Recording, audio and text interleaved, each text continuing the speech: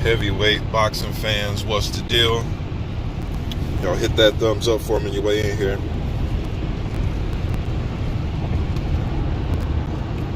Let you guys get up in here, man. Really no heavyweight action this week, man. Everything's happening next weekend. The only thing I can think of that took place, Thursday you had Justice Hunu, the Australian heavyweight prospect.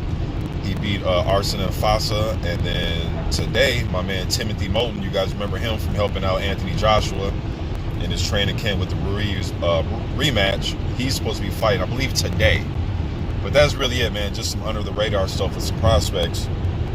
But the big fight, man, this weekend or tonight, Danny Garcia taking on Errol Spence. So nobody's in here yet, man. I'm going to let some folks roll up in here so we can converse about this fight. Let some ideas bounce off each other, man.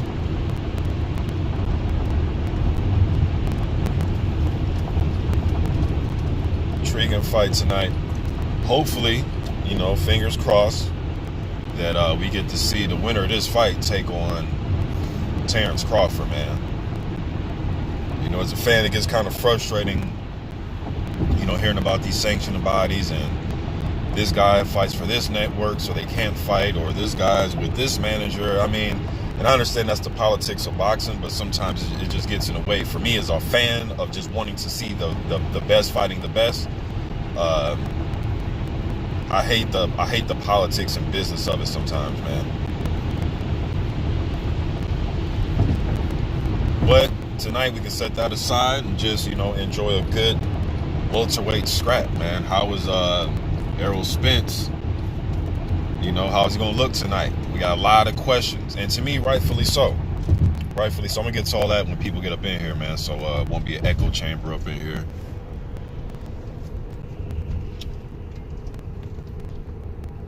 I usually never go live this early on Saturdays, especially when it's not like a heavyweight fight going on. Some people probably even surprised by the title to see them talking about welterweights, but even if it's not a heavyweight fight, man, if it's just the best fighters in the world fighting in a fight like this, I'm definitely going to talk about it.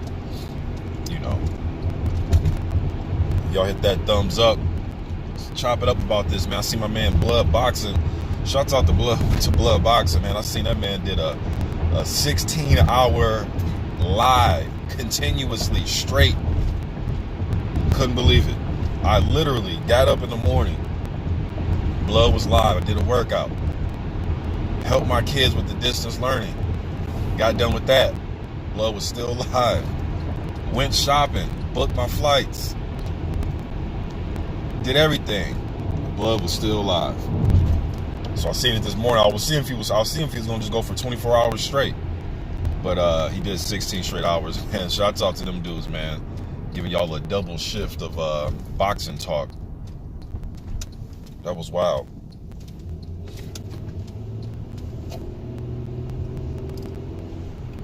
I'm not even sure who's even all on the undercard. I seen the weigh-in yesterday, man, but you guys know me, man. If it's not like a big non-heavyweight fight, even if it's a good scrap at, on the undercard, I really didn't look at it all that much, man. But I'm gonna call the fights live. Me and my wife.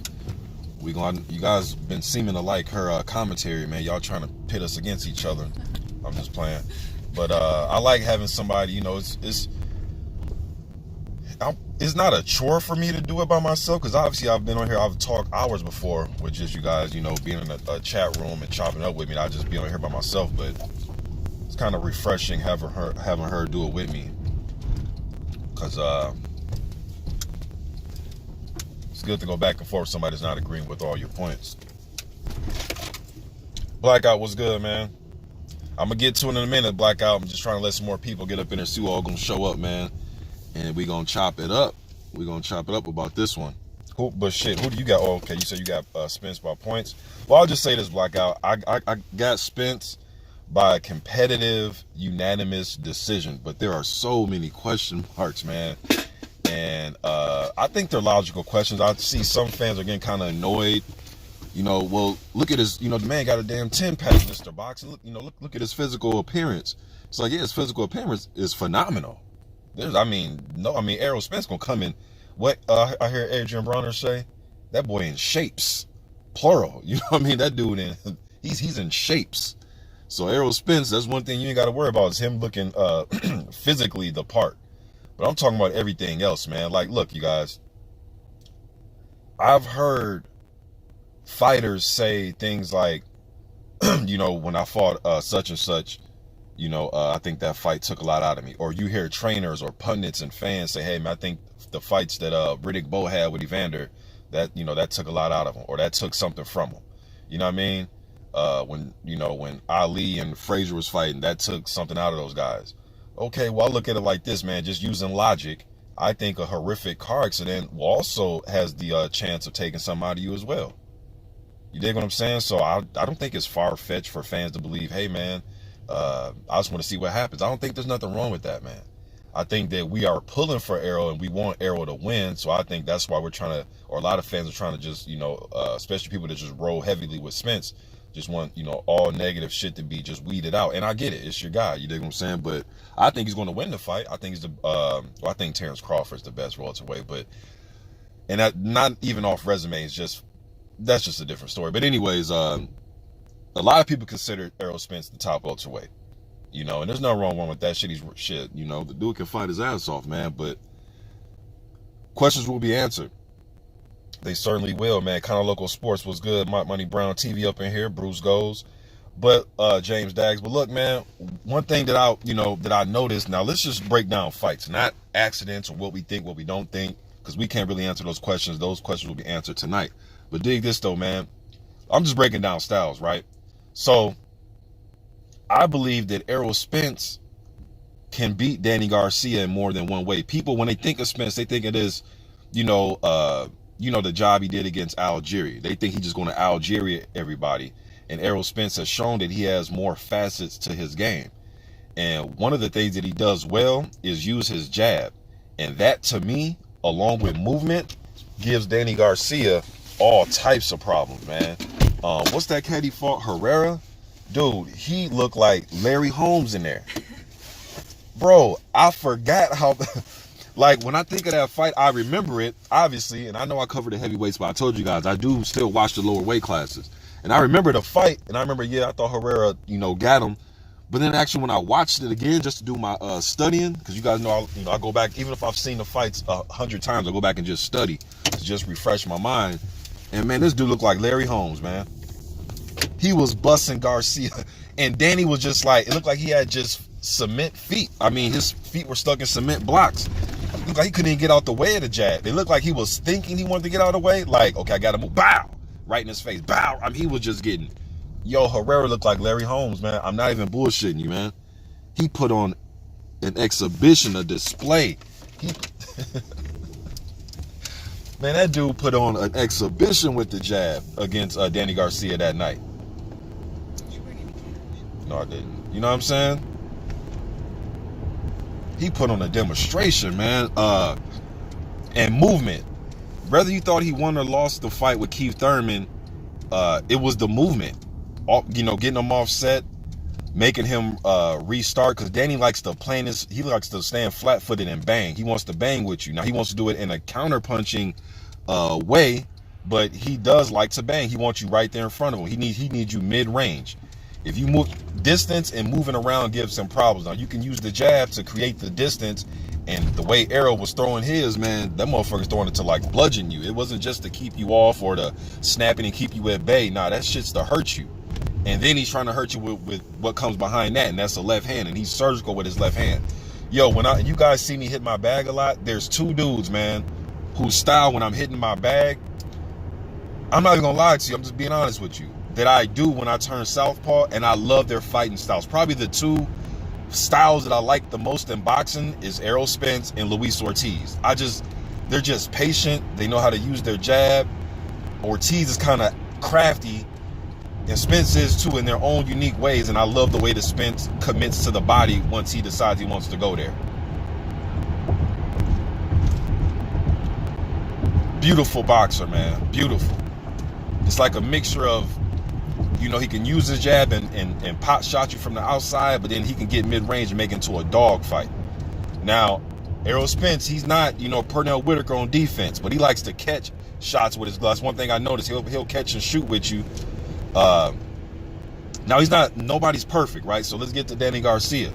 I think Danny's gonna have to be, and look, if we think there's questions about Errol Spence, and I heard Danny's father bring this up, okay, cool, that's fine.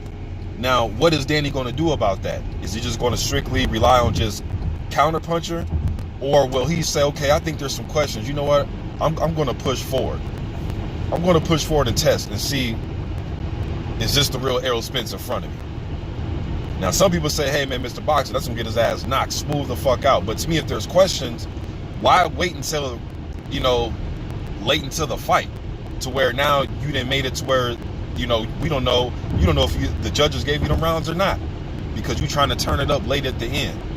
If anything, man, I'm not saying he has to go out there and put forth the effort like a prime Joe Frazier. You know what I mean? He doesn't have to come out the blocks like prime Mike Tyson. But I think he needs to put at least some front foot pressure on Errol to see how he reacts to just being pressured. And I seen a young kid, what's that little boy name? Ryan Garcia, is that the little boy name? That Oscar De La Hoya got, Ryan Garcia? I remember Garcia I forget who he was, they were asking him a style breakdown of how I think it was Lomachenko he was talking about. But anyways, he was talking about when you just step to a guy and you're not throwing punches, but you just step into him to make him react. Just make him react, whether he's throwing punches, whether he's moving back, make him have just wasted energy, nervous, wasted energy by just stepping to him. And I remember that was a ploy, and it's ironic because actually Danny fought this guy. But I remember that was like Zab Judah's, at least to me, when I used to watch Zab back in the day, that was his problem. Like, if you just step to Zab and you could take his power, he would just kind of like unravel to me. And I think Floyd, especially when he fought Floyd kind of noticed that, like, man, let me just keep stepping to Zab and touching him. Step to him, touch him. Step to him again, touch him. Angle off, step to him, touch him. Feint him, just make him react. And let's see if, Errol Spence still has those fast twitch muscles. And I think he do, but I'm just going over and to me, it's logical, y'all. Like I said, if you guys are just joining me, these questions are just logical questions, man. Like I said, if you tell me, and fighters and trainers and pundits tell me, hey man, when such and such fought such and such back in the day, that fight took a lot out of him. Those fights took a lot out of him. That fight against such and such that he won that went 15 rounds took a lot out of him. Okay, well, I think it's also logical to say that a horrific car accident can take a lot out of you as well. However, we will see. Because I think God really blessed him. No, I don't think he did. I know he blessed that kid, man. I call him a kid because I got a lot of years on Errol, but I think, man, he's a unique fighter, man. Unique fighter. And Danny Garcia, look, you got to give him, I hear some people say, well, a lot of people are giving him credit for taking this type of fight on his way back. You got to give him a lot of credit because he could have easily fought Joe Blow, the journeyman. Larry Lunchmeat. You know what I mean? Easily fought somebody like that. But Errol was like, look, man, if I'm going to be in the ring, them type of, Larry Lunchmeat, Oscar, the obscure journeyman, I fought them dudes when I was coming up. I'm a unified champion. So whether if I, quote unquote, ain't got it or do got it, I want that to be proven against one of the top welterweights. Regardless of where you have Danny Garcia rated. But he is somebody you're not going to go in there and play with. And this somebody, his 2 losses came in debatable decisions. I thought Herrera beat him, but, that's, whatever. They gave him the victory. But you guys know what I'm saying. And I think Danny, to me, he shines, well, he's always the underdog. This dude been an underdog since he was an amateur. He was an underdog when they used to put those Team USAs together and they would go fighting those dual meets like against France and Russia and all that. I actually heard a story that Terrence Crawford told about how Danny would perform in like those meets, those dual meets against different countries, and Danny would be down by like 8, 9, 10 points and come back and win the damn fight or win the tournament, or they'll be in a national tournament and nobody will be favoring him and he'll win the nationals. So he's used to this. And I like the story between him and his pops. I like Errol's story too. So he's used to this. But to me, he's at his best, man, when guys try to go in there and think they're going to just walk him down. He kind of gives me that, like Bernard Hopkins, Evander Holyfield. I always thought those guys performed better when their opponent was looked at as, okay, their opponent would probably go in there and probably knock them out or, crowd them and get up on them. Because Danny got something waiting for you. They call it the no-look hook. You can call it that, but shit, if you threw it as many times as he has and the repetition and just going over it day after day after day after day after day, shit, he should be able to throw it without looking. Larry Holmes should be able to jab your face off without looking. He's practices so much, he can do that. Deontay Wilder can probably literally close his eyes and throw his right hand. You know what I mean? Because when you work on something so much, man, I mean, shit, it's like Michael Jordan, right? When he played against Denver back in the day, when he was talking shit to the Kemi Mutombo, and he said, hey, man, I'm going to make this with my eyes closed. Jordan closed his eyes, bottom of the net. You know what I mean? Bottom of the net. So, that hook, man, that shit's a game changer. That shit's a game changer. I've seen guys taste that hook and back the fuck up. You know what I'm saying? Back on up. You know? I see y'all in the chat, man. I'm trying to get everything off before I read what y'all talking about. And I appreciate y'all showing up this morning. Fight night. Fight the day. And I know I don't usually cover these lower weights like that, man. But like I said, when it's, the best fighters like this fighting, I got a word or two, I'm trying to see what else here as far as styles. Body work. That's another thing. Errol's great at going to the body. I think Errol just needs to use his jab, man. Not move around like Keith Thurman, but just instead of moving like that to create space, just use his jab to create space. I don't think Danny Garcia is an idiot where he's going to try to just walk into Errol Spence's left hand. I just don't see that. I think he's going to try to slip and try to counter after he slips, whether he's trying to slip the jab or slip a big shot from Errol and come back. Now, another thing about Errol that I noticed is he's a southpaw, right? He likes to lean back sometimes. And with that leaning back, well, he'll be in his stance, but his feet will be flat-footed, and he likes to lean back out the way. Now, good thing with Danny doesn't have them long arms where he can shoot straight punches, where he can shoot, where he can shoot straight punches and still catch Errol when he's leaning back. Danny got more short arms. He likes to be mid-range. You know what I mean? But if Errol want to get close and work that body, I think that will give Danny the opportunity to land that big left hook on the inside. And he has respectable power, right? It's not the one, he's not Julian Jackson or no shit like that. But he has respectable power. Will get your attention. You know what I mean? But I don't see Danny Garcia going to survival mode, man. I don't. I think this has a possibility to be a fight of the year type of fight.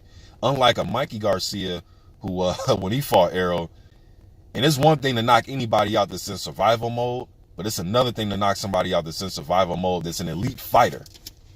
You know what I mean? It's one thing even getting journeymen out of there when they just want to go in there and survive, or fringe contenders. But what I'm saying is, I don't think Danny, like Mikey, has that like survival mode type of outlook on fights.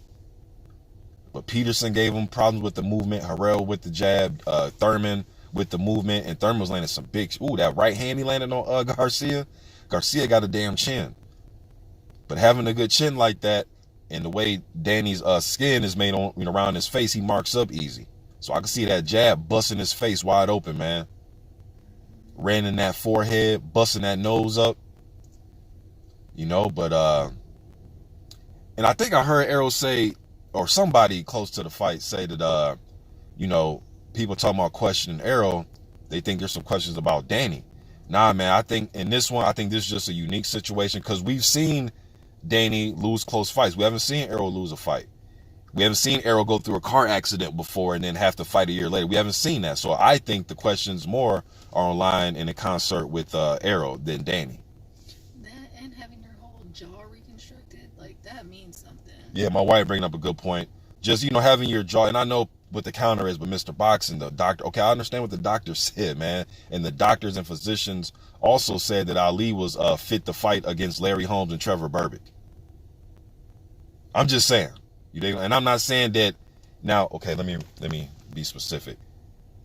With Ali, we seen that documentary, that 30 for 30 on ESPN about 10 years ago when they took us, showed us the behind the scenes one. Now, granted, Errol Spence didn't look like Ali looked when he was preparing for Holmes. Ali couldn't even man, that shit almost gave me a tear. And I've said this before watching that documentary. Ali, literally, for you guys that haven't seen it, he couldn't even skip rope. I'm not even playing. He couldn't go through about 7 or 8 times around before he had to stop. Then he messed up again. The dude couldn't even, he's like ending camp. Couldn't even skip rope. Ali trying to, say his, do his little magic tricks. He getting the motherfuckers wrong. You know what I'm saying? And you guys know I'm just, lighthearted with it, but you guys know my appreciation for Muhammad Ali. But now I'm not saying that was Errol. I'm just saying doctors and physicians, all these people okaying guys to fight. You know what I mean? So I'm just saying that. I'm just saying I've seen guys in the past be okay to go into fights. And then when you see them, it's like, who the fuck okayed this shit? When it's just once you break a bone once, it's easier to break it. Yeah. Just... So, but man, there was no accident, I would have picked Errol by comfortable wide UD, like a 117 type of fight. But now with this, and this goes to show you my respect for Errol, I'm still picking him, but like a 116 type of fight. So before I thought it'd just be like a more wider fight. Even if you did give Danny some rounds, even those would be debatable. Where I think now is going to be competitive all the way through. And I still think Errol is going to win the fight. Now that I ramble, let me get to what y'all got to say. I appreciate y'all showing up. Like I said, man, I'm going to start from the top and work my way down. Monty Brown, James Dagg, Bruce Goes, Denise Wards, good morning. Blackout. Roderick Thompson, he says, man down. Hashtag man down. Salute, Mr. Boxer Day. Salute, bro. Kind of local up in here. My dad up in here. He says, I got Spence. Garcia doesn't come through in big fights. And my dad has a good point. He doesn't come through. He always leaves room for error, just room for, those close type of decisions, But hell, Errol Spence had a close one with, and those big fights we're talking about are against hell of a fighters, though. He did come up short, but shit, Spence had a tough one with Porter. But, I thought he won, though, and he deserved a decision that went the right way. But you are right, shit. He came up short in the Porter fight and the Thurman fight. The Matisse fight, I think I'll give him that one, though, because he was up, they were calling Matisse the machine. And once they start calling dudes machines and all that, I just shake my head, man. Like, nobody's no fucking machine. You know what I'm saying? Well, I never liked that nickname, man. But, he went in there and beat the hell out of Matisse.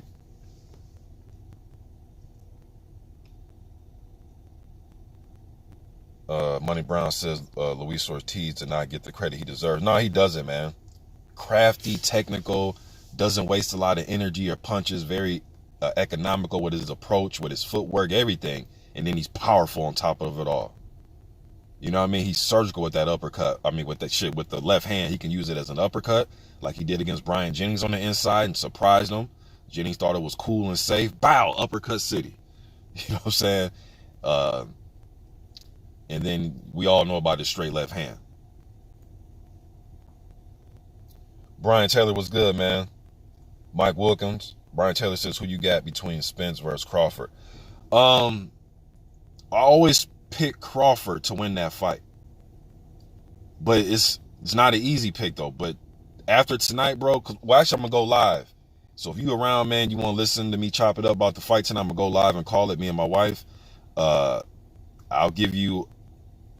have another answer tonight. My answer would be more redefined, and I'll redress that question, or I'll redress my answer and give it to you again, man. We'll see after tonight. Levi Khan says Lawrence Okole versus I thought Okole was fighting maybe I was wrong. I thought he was fighting somebody else. I could have sworn he was fighting like Glowacki or something. Maybe I was probably wrong. I'm going to go with Okole in that one. Tavares Dot was good, man. Levi Khan says Daniel Dubois out until 2022. He says, sadly, with broken orbital, very treacherous for his career longevity. Yes, it is. Because now he's going to be shit. If he had nervous energy and he was fighting nervous with nervous energy in that fight with Joyce, and I saw early on his face. It was early in that fight. It was like round 3, 4, 5. So it was somewhere in there where you can tell the panic just set in.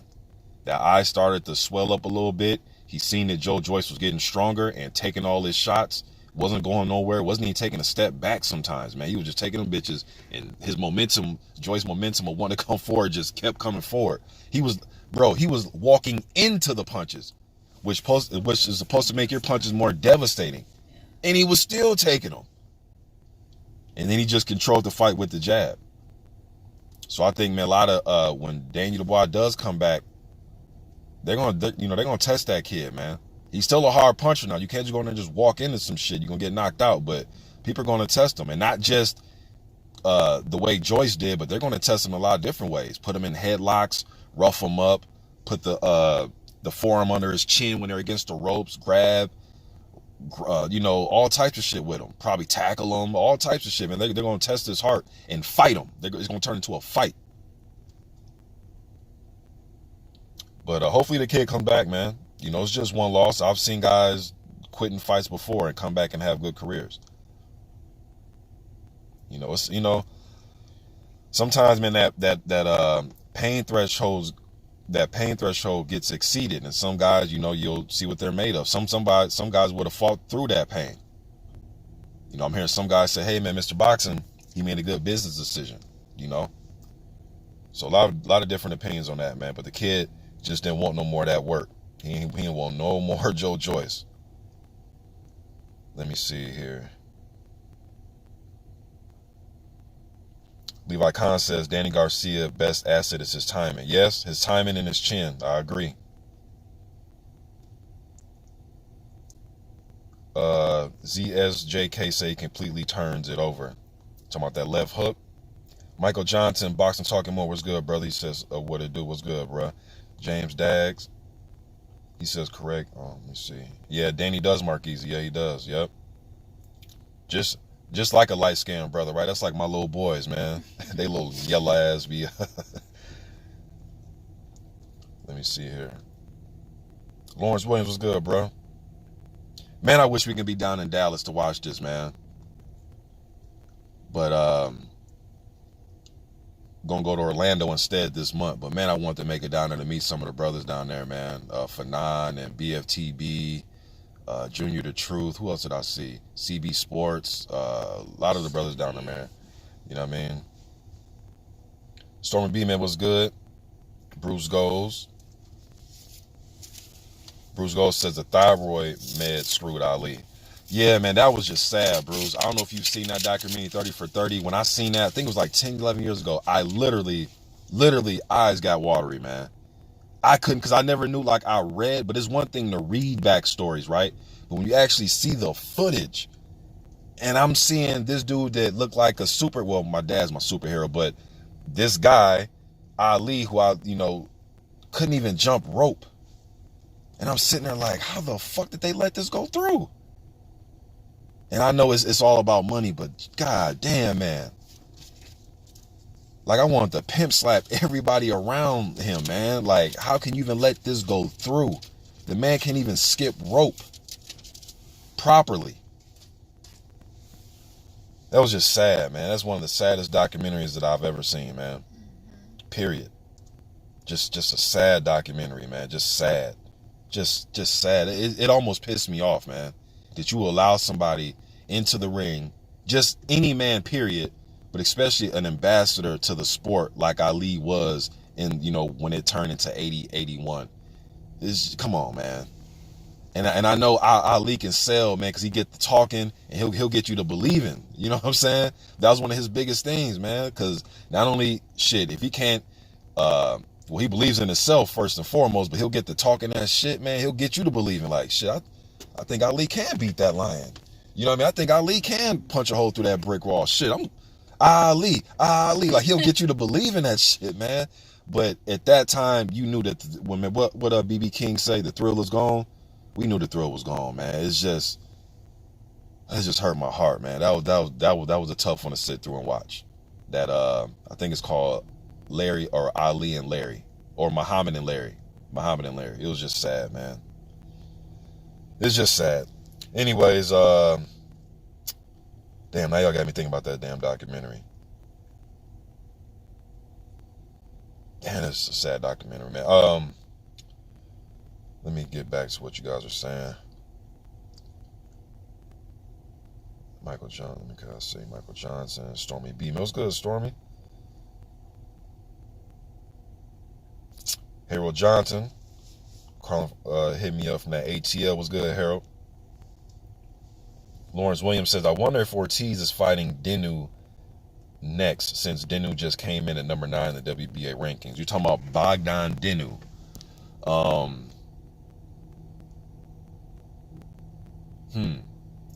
Last I remember of Dinu, bro, he was getting steamrolled. He was getting steamrolled by Jarrell Miller. But Dinu was somebody you still have to respect. I know I would obviously pick Ortiz to win the fight, but he has a decent right hand. I did a prospect watch video on Bogdan about 4 years ago. It's up on my prospect heavyweight playlist. I got about 90 prospects that I've covered over the last 3 or 4 years.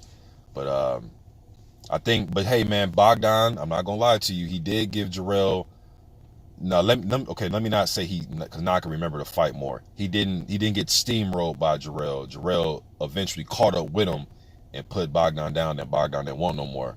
However, the first few rounds of the fight, Bogdan was doing a good job of moving and using his distance against Jarrell. And then Jarrell just kind of closed the distance and put that weight and that just pressure on him and going to his body and scraping him up. But Bogdan versus Luis Ortiz, I got Luis Ortiz. Just too crafty, too powerful. If you want to say those Deontay Wilder fights took something out of him, I mean, Alexander Flores really didn't show us, what is left of him. He pretty much got hit on his... he got hit on his fucking rotator's cuff or something like that. He felt that little power off his arm or shoulder, whatever the fuck, and decided he wanted no more of that. Do you think AJ would fight Ortiz? Do I think AJ would fight Ortiz? Shit, he had the opportunity and he didn't, babe. Like, they could have fought when Ortiz was rated for that WBA. They told Ortiz, hey, this is when Vladimir Klitschko was going to fight AJ. The reason that was made, AJ beat Molina. Klitschko jumped in the ring so they can pretty much start promoting their upcoming fight. And during that time, they told Luis Ortiz, Eddie Hearn, hey, you just sit out. Because he was the interim champion at that time. Hey, you just sit out. And once this fight gets over, we promise you that you're going to fight him next. Matter of fact, I'm going to sign you. And then he signed Luis Ortiz. And that's when Luis Ortiz fought Malik Scott. I believe they fought in Monte Carlo.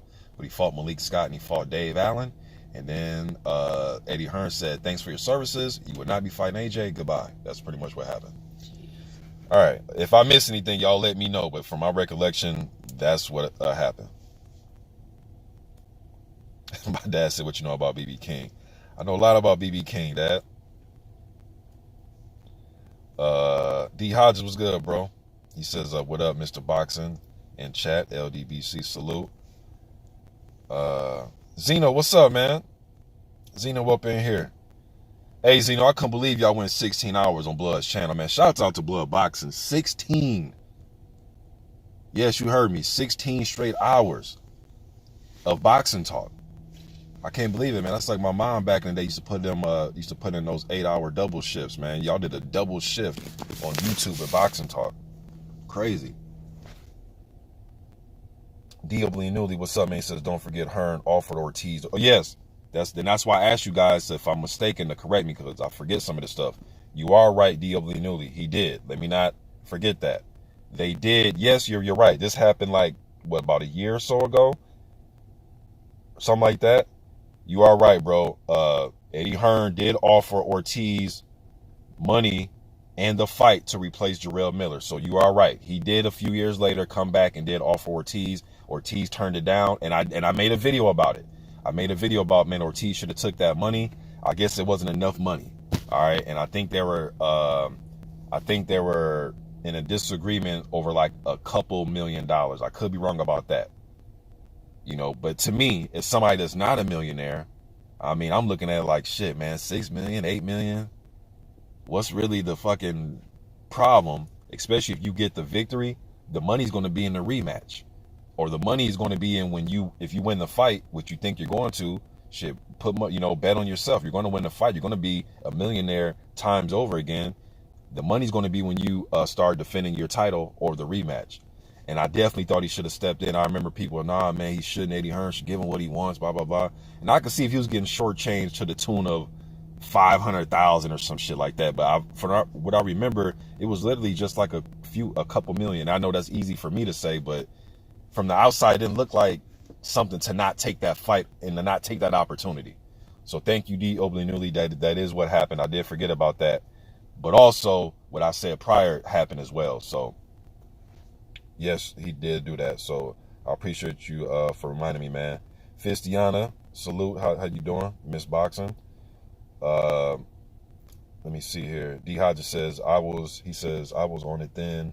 Let my phone charge. He was, yeah, man. You said he was still on Respect to Blood 3 different times. He was still on. Yeah, I got up, like I said, man, I got up, worked out early morning. He was on. Helped my kids out with distance learning.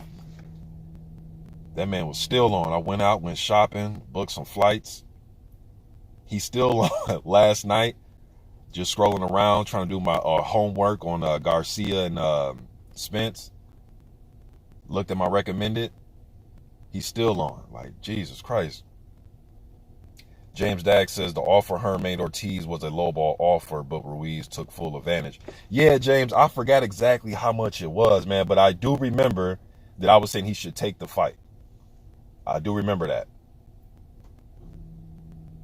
And the term lowball, bro, I guess it's just what we consider lowball, man. I mean, if you're a if you're a fighter, and I'm just using this as an example, I'm not saying this is his numbers, but I'm just saying this is how I would consider lowball.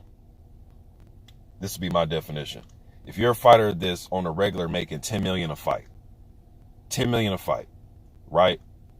And you have an opponent that can generate, if not just as much, but even more, double, triple what you bring in. And now they're just going to offer you 8 million, 7 million, something like that. Then I can see you saying, hey, I got lowball. At least get me up to that 10. But this is just a unique situation where even if you do get lowball, not as much, more money to be made. There's still more money to be made there. And you still got to take that chance, though. But maybe Luis Ortiz knew that, hey, man, if push comes to shove, I can always get back in there with Wilder for a world title, But I don't know, man. I'm just a big believer in sometimes you got to just take chances, man. You got to take a chance on yourself, man. You're not going to, this is what this sport's about sometimes. Man. You got to take chances and gamble on yourself, man. Some people always not, like when people say such and such ain't ready yet. Dude be like 22-0, 23-0, talking about some he ain't ready yet. You a grown ass man. What you mean you ain't ready yet? Like, bro, if you've been fighting and you 25, 24 years old, got 25 fights under your belt, and you at least, took on a fringe contender here and there, you're ready. He ain't ready yet. Or they're lowballing me. Sometimes you got to take that chance, man. Especially when you're confident that, that you're going to get it done. That's why you see a lot of fighters sometimes they take fights on short notice. Like, no, I'm good to fight right now. I'm good to fight in 3 weeks. I always train. As the old timers like to say, man, stay ready so you ain't got to get ready. So when it comes to short notice fights or low ball offers or I need another fight before this and that, some fighters, man, they don't take enough chances on themselves. At least in my opinion, they don't.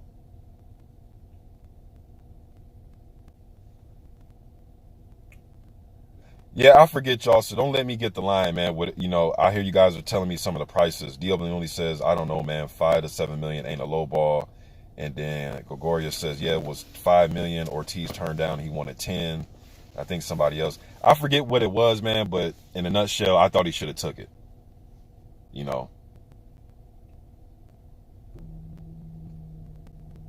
Shade Girl 85, salute. She says, salute Mr. Boxing today in the chat. I think Ortiz's team tried to squeeze more money out of Hearns. Still should have taken it, though, and I definitely agree with that. He should have took the fight. But it's neither here nor there, man. That opportunity has came and gone. Like a fart in the wind. You know what I'm saying? So it is what it is. Levi Khan, he says, you see Rockman Jr. got COVID and was taken off the Tyson undercard. Damn. Yeah, I was wondering why he wasn't on there. But I did see the other heavyweight fight that was on there was, I forget if Rockman's a cruiser or heavyweight. But anyways, I did see Greg Corbin. He lost to Giuseppe Casamano, and that fight was not televised. But shouts out to Greg, even though he got the L, man. But shouts out to him for even getting the opportunity. Me and him around the same age, and we grew up watching Mike Tyson, and just to be on this undercard, man, I knew that that was a special moment for him. Because when I interviewed him before in the past, man, we talked about heavyweights that he grew up watching, and Tyson was one of them. Riddick Bowe. Pretty much, if you're around, I'm 40, he's 40, so if you're around that age or older, you knew who was around when we were, 13, 12, 10, 9 years old. But that was a good opportunity for him, man. Unfortunately, it didn't go his way. But shouts out to my man Greg Corbin. Renee Salcido says, Rise and Shine from El Paso, Texas. Bruce Gold says, when Starling fought Curry, I was surprised, but Starling got better with the L. And for those of you that don't know what he's talking about Marlon Starling, man, and Donald Curry. You know what I mean? I still remember Marlon Starling going in there. Yo, one of the funniest, when two opponents are standing next to each other, there's nothing funnier to me, man, than Andy Ruiz standing next to Anthony Joshua. That shit is the funniest picture that you can imagine. And he's holding his belt. Yeah, when this was before the first fight, when Andy is holding Joshua's belt, it really looked like the champ taking a picture with one of his fans. But I said that to say this about Curry, though, or not Curry, but Starling. When I seen, and not to say Starling is in physical shape like Andy, or non-shape as far as the physique, but what I'm saying is when Curry fought Michael Nunn, dude, Michael Nunn looked like a goddamn light heavyweight up in there that night that he fought Starling. And I was surprised that Starling was able to put Michael Nunn, as big as he is and as crafty as he was, on his back foot that fight. It was just a weird fight. It was just a weird fight. And Starling was a legit. I think Starling was welterweight champ for about 10 straight years. If I'm not mistaken, I think he was champ for like 10 years or something like that. You know what I mean? I appreciate that $10 holla from Trill Boxing Talk, my man K Hope. Salute, bruh. I just spoke up Dallas. I was just talking about Greg, man. He took an L. But Greg always cool with me, man. So shout out. I was just talking about Gregory Corbin, man. He had an L on the Tyson undercard, K-Ho. But and I was really pulling for him, man. But just the fact that he got an opportunity to fight on the Tyson undercard, man. Shouts out to Greg. Shouts out to Dallas. A lot of craziness going out there, man, in that area that I see. Blessings to everybody out there, man. You go out, well, yeah, I know K-Hope going to the fight. I wish I was out there, man, to see y'all brothers, man. It was between this, man, or going to Orlando, man, and me and my wife picked going to Orlando. But the next big fight, man, definitely, because we love going to these fights, and we're kind of pissed off that a lot of these events aren't open. And I know that Danny and the fight for today, but that would have been like a last minute thing. But yeah, we opted to go to Orlando, man, a couple weeks here, but definitely want to see Errol fight in person, man. And hopefully when I do see him fight in person, it'll be fucking Errol Spence and Terrence Crawford. So I definitely will go to that one. But y'all know me, man. I'm really anticipating the next big heavyweight fight here in America that they're going to open up the doors. I ain't going to even lie to you. So I'm not even going to lie to you, man. These damn heavyweight championship fights are addicting to go to. And I remember as a shorty, man, watching these fights on TV, man, watching Tyson and Holyfield at the MGM, or, you know what I mean, watching Larry Holmes at Caesar Palace, or fight at the Dunes and all that, and be like, damn, I wish I was at the fight. Or, man, I wish I can go to those fights one day when I was a shorty. And then now, that I'm positioned as a grown man to do it, go to as many of them as I possibly can. I want to see AJ fight in person too, man. Want to see Spence, Crawford, AJ. There's a few guys that I want to see fight in person.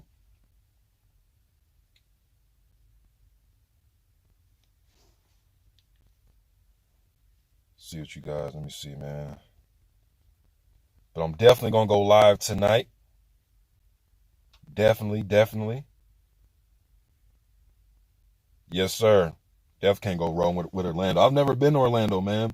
Never been there. I was going to play in a basketball tournament there when I was in high school. And then we ended up winning a tournament. And then we qualified for the Nationals down in Florida. But we didn't go, though. Even though we won that qualifier, we didn't go. We ended up going to there was another tournament that we went to in the Midwest. I forget. Yeah, we went to a tournament in Bloomington, Indiana. It was on the campus of the Hoosiers. Yep, it was in Bloomington. We ended up going to that national. We ended up winning that one too. We beat a team from Tennessee. I actually made the All-Star team, and then one of my teammates got player of the tournament. But player of the tournament was pretty much just who scored the most points in the championship game. But anyways, yeah, man, my first time going to Florida.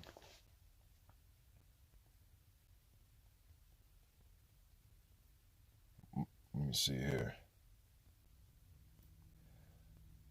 Yes, sir, Renee. Tune in, man. I'm gonna do it with my wife, man. From what I'm hearing from the response, y'all like when she does the fights with me.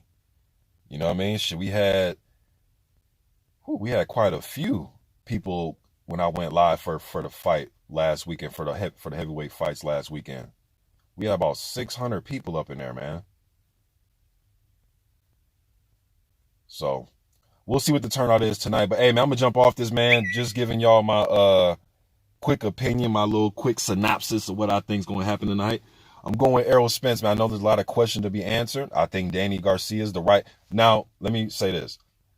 The guy that I really think, if there's questions to be answered, and good thing for Errol, because he already beat this guy. He already got this guy in his bucket, the win in his bucket already, is I think Sean Porter is the type of guy to be the guy to answer some questions because of his style, and Sean to try to come forward and play football with you. You know what I mean? And he'll fight you and try to break your spirit.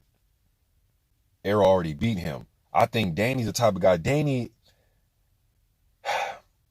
if there is questions to be answered, I'm not sure Danny will try to go in there and just try to press the fight like that. Like I said, he may try to press it by just stepping to Errol. Step into him, staying in front of him, not necessarily throwing, but just stepping into him, touching him, stepping to him, pressure him like that.